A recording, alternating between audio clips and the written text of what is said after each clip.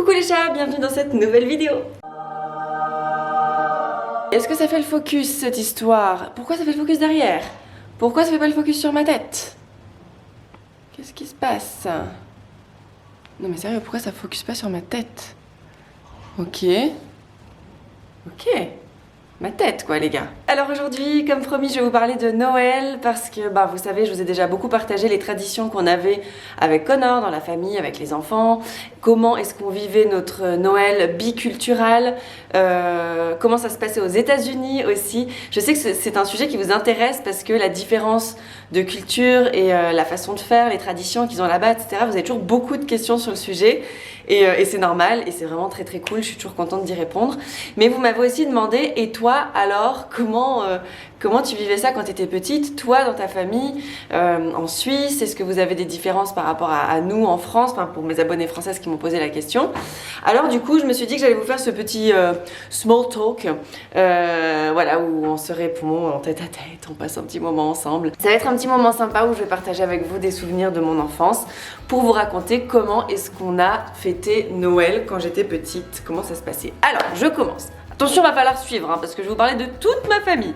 Alors, on a, chaque année, on fêtait Noël le 24 au soir du côté de ma maman, donc mes grands-parents maternels, et le 25 à midi ou dans l'après-midi du côté de mon papa, grands-parents paternels.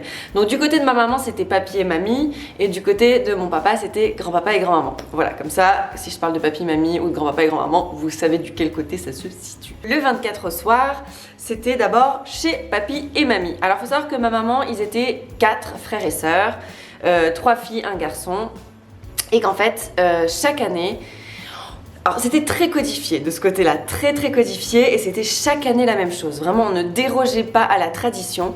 Donc chaque année, on faisait l'apéro chez l'un des 4 enfants, et c'était un tournus récurrent, hein, chaque année, ça retournait dans le même ordre, etc. Donc en fait, nous, on faisait l'apéro chez nous une fois tous les 4 ans, et une fois l'apéro terminé, hop, on partait chez papy et mamie pour le repas, la distribution des cadeaux, etc. Pour ce qu'on mangeait, donc apéro, enfin voilà, on s'en fout, apéro normal. Et ensuite le repas, c'était toujours très traditionnel. Ouais, alors foie gras, saumon, et puis soit ensuite on faisait une fondue chinoise, ou alors on faisait un filet mignon en croûte, ou enfin voilà, un truc qui faisait bien Noël. C'était très souvent mon papy qui faisait son fameux gâteau au whisky, voilà. Et je vous donnerai une fois la recette, c'est excellent, très très très bon, très rafraîchissant. Bref, et en fait c'était toujours les filles en cuisine, les hommes à l'apéro. C'était vraiment systématiquement comme ça quoi, c'était très rare de voir un homme en cuisine. On était toutes mes tantes, ma grand-mère, nous les cousines, enfin tout ensemble on cuisinait, ma maman aussi. Le temps qu'elle était encore avec nous en tout cas.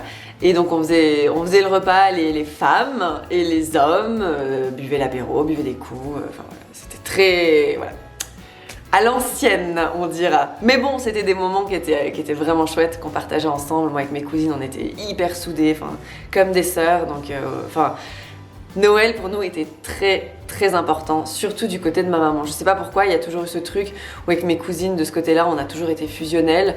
Du côté de mon papa, on s'entend très bien, mais on se voyait à Noël. Voilà. Pourtant, on habitait à 20 mètres, à 10 kills quoi.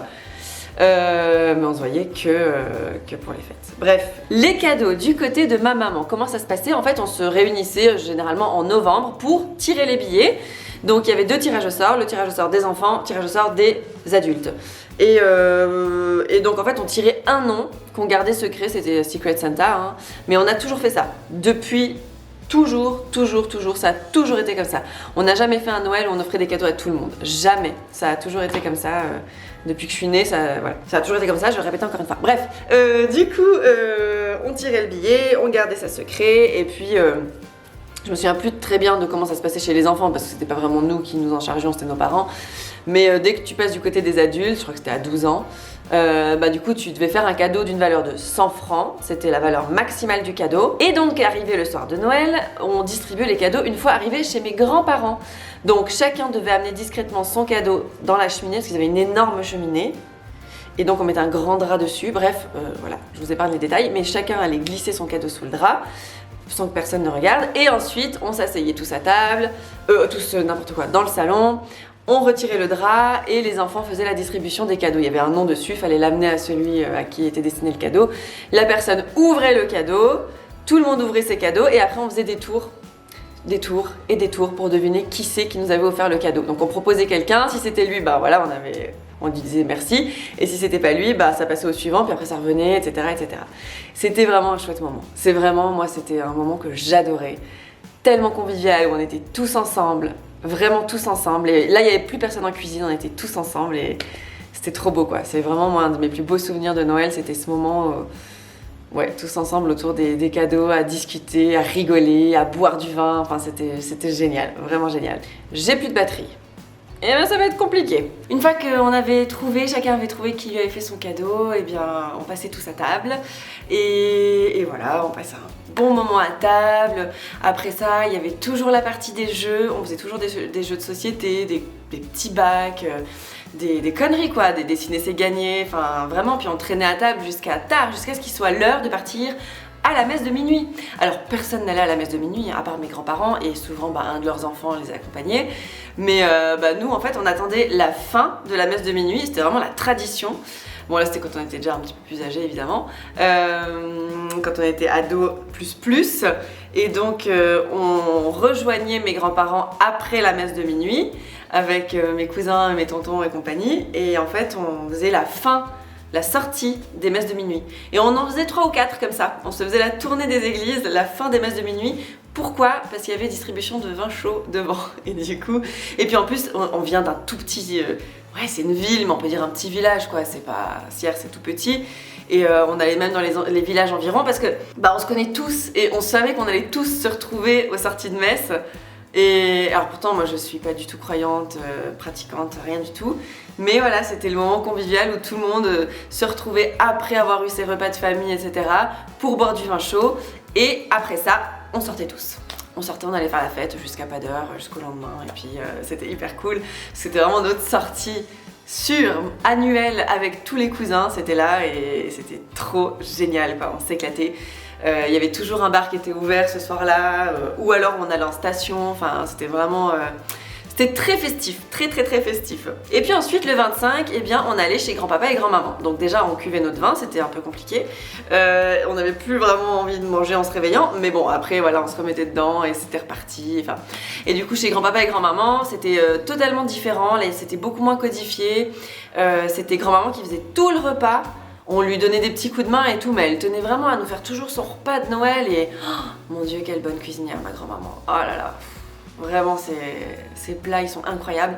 Et donc du coup, voilà, c'est elle qui faisait tout et on passait un super moment. C'était aussi un très beau Noël du côté de mon papa. Voilà, on était tous ensemble, on rigolait, on mangeait, on buvait. Là, c'était vraiment, on prenait des cadeaux pour tout le monde. Enfin, c'était... Puis si on n'avait pas de cadeaux, on n'avait pas de cadeaux. Enfin, il n'y avait pas d'obligation. Enfin, je sais pas qu'il y avait des obligations du côté de ma mère, mais c'était vachement à la Suisse, quoi, très codé. Et là, pas du tout. Là, c'était plus à la fraîche, à la one again, bonne franquette et compagnie. Bon, pourtant, ma grand-mère, elle mettait vraiment les petits plats dans les grands et elle faisait attention à ce que tout soit parfait et très bon. Enfin voilà, c'était vraiment... Ouais, c'était vraiment hyper convivial, hyper familial. Génial, vraiment génial. Mais de ce côté-là, mes cousins, pourtant on habitait très proches, mais on se voyait jamais. Pourtant on s'entendait bien, hein, mais on n'avait pas plus d'affinité que tant, je pense, ou je sais pas. Encore maintenant, on est content de se voir, mais on se voit jamais. Alors que du côté de ma mère, avec mes cousines, on est vachement plus proches. On se voit souvent, on s'appelle, on s'écrit. Une d'entre elles habite à Genève, une autre habite en Bretagne, et puis la quatrième est restée dans notre vallée natale. Voilà, donc on est toutes un peu dans des endroits différents et pourtant on arrive à entretenir la relation. Donc voilà comment ça se passait mon Noël quand j'étais petite. Maintenant c'est vrai que c'est un petit peu différent vu qu'on habite tous un peu dans des coins différents et qu'on est tous maintenant les cousins cousines mariés. J'ai mes cousins qui sont en Bretagne. Nous on est ici, en plus moi je suis avec Connor, donc marié un américain. Mon autre cousine qui est sur Genève, elle est aussi mariée avec un américain. Donc du coup on est souvent divisé entre fêter ici ou fêter là-bas. On fête quand même plus aux États-Unis parce que... Enfin moi pour ma part je dis parce que on est là toute l'année, donc pour Noël on essaie quand même d'aller voir la famille aux États-Unis. Donc voilà, mais cette année ça va être différent parce que cette année on va rester ici et ça va être très très étrange de fêter Noël ici. C'est très difficile de s'imaginer qu'on va fêter Noël sans les parents de Connor, ça va être une grande première. Ça fait 10 ans qu'on fête Noël ensemble, donc ça va vraiment nous faire bizarre. Je sais pas quand est-ce qu'on va pouvoir les voir, mais enfin voilà. Voilà, on sait pas trop, on appréhende un petit peu ce Noël, mais on va essayer d'en faire quelque chose de très chouette, du coup de voir ma famille ici, de peut-être élargir aussi avec nos amis proches, enfin je sais pas, faudra voir aussi en fonction du Covid et compagnie, enfin c'est un petit peu compliqué cette année, mais c'est compliqué pour tout le monde et puis voilà, ma foi on fait comme on peut. Bon bah voilà pour le Noël de mon enfance, si je pouvais vous dire un truc en plus, c'est que autant on était très Noël du côté, enfin chez mes grands-parents avec mes cousins des deux côtés, autant dans ma famille au sens serré, donc mon papa, ma maman, mon frère et moi, on n'était pas du tout Noël en fait. Enfin moi oui, je crois que j'étais la seule en fait à être très Noël, mais mes parents étaient pas très Noël, c'était pas trop leur truc, ça les emmerdait plus qu'autre chose, franchement j'avais l'impression. Faire un sapin c'était, oh là là, pourquoi faire un sapin? Bon ma maman elle était aussi très dans les considérations, pourquoi couper un arbre, enfin elle était très très comme ça ma maman. Et enfin bref, et en plus on les emmerdait clairement de sortir les décos, tout ça, enfin c'était pas leur truc du tout. Donc même à partir d'un moment donné c'était si tu veux un sapin, bah toi tu t'en occupes quoi, tu vas chercher un sapin, tu le décores, enfin ok, donc finalement c'était moi qui me chargeait de faire un petit sapin jusqu'au moment où j'en ai eu marre. J'étais bon bah nique, hein, si tout le monde s'en balèque, pourquoi moi est-ce que je vais faire ça pour les autres. Enfin bref, du coup au bout d'un moment on avait même plus de sapin, je sortais 3 boules et 2 guirlandes affreuses. On avait des décos affreuses dans ma famille, justement parce qu'on s'en foutait et qu'on n'investissait absolument aucun argent là-dedans. On n'avait de toute façon pas d'argent, donc aucun argent à dépenser pour ce genre de futilité, si je peux m'exprimer ainsi. Enfin pour mes parents c'était ça. Donc voilà, et ça me fait rire en fait, j'en suis pas triste, hein. Maintenant je regarde ça avec du recul et ça me fait marrer, je trouve cool d'avoir été élevée comme ça aussi. Parce que du coup, bon, j'ai appris d'autres valeurs et c'est cool. Et franchement, c'est cool, c'était marrant. Donc voilà, je pense que c'est aussi pour ça, parce que j'ai pas eu la chance, entre guillemets, enfin, j'ai pas eu ce truc de vivre Noël à fond dans ma famille quand j'étais petite, que maintenant j'essaye vraiment de le faire vivre aux garçons, et puis que j'ai beaucoup de plaisir à faire des grands Noëls avec beaucoup de déco, avec des cadeaux, avec, enfin voilà, des gros repas. Enfin, c'est vraiment quelque chose qui me tient à cœur dans notre petit cocon familial à nous. Et puis voilà, j'ai fait un peu le tour de la question, donc pour vous parler de mon Noël quand j'étais petite. Si vous avez des questions, n'hésitez pas. Si vous avez des idées de sujets pour ce mois-ci, n'hésitez pas non plus, parce que j'avais envie de continuer à traiter de la thématique de Noël, mais avec différents angles. Pourquoi pas tester un peu des recettes de Noël, ou alors vous faire une wishlist de cadeaux pour moi, de cadeaux pour Connor, de cadeaux pour les enfants. Je ne sais pas si ça pourrait vous intéresser éventuellement, ce qu'on a prévu de prendre pour les enfants. Voilà, il y a plein de trucs faisables, possibles, de déco de table, de DIY, de ce genre de trucs. Je ne sais pas si c'est des choses qui vous intéressent. Donc dites-le moi en commentaire. Et puis merci d'avoir regardé cette vidéo, j'espère que ça vous a plu. Je vous souhaite un très bon week-end. J'espère que vous passerez de très belles fêtes, un bon mois de décembre. C'est une année compliquée, vous pouvez peut-être être loin de vos proches. Donc si c'est le cas, vraiment je pense fort à vous. J'espère que la situation s'améliorera et que vous passerez quand même de très belles fêtes de fin d'année. Voilà, je vous embrasse, très bon week-end et à la semaine prochaine pour une nouvelle vidéo. Bye!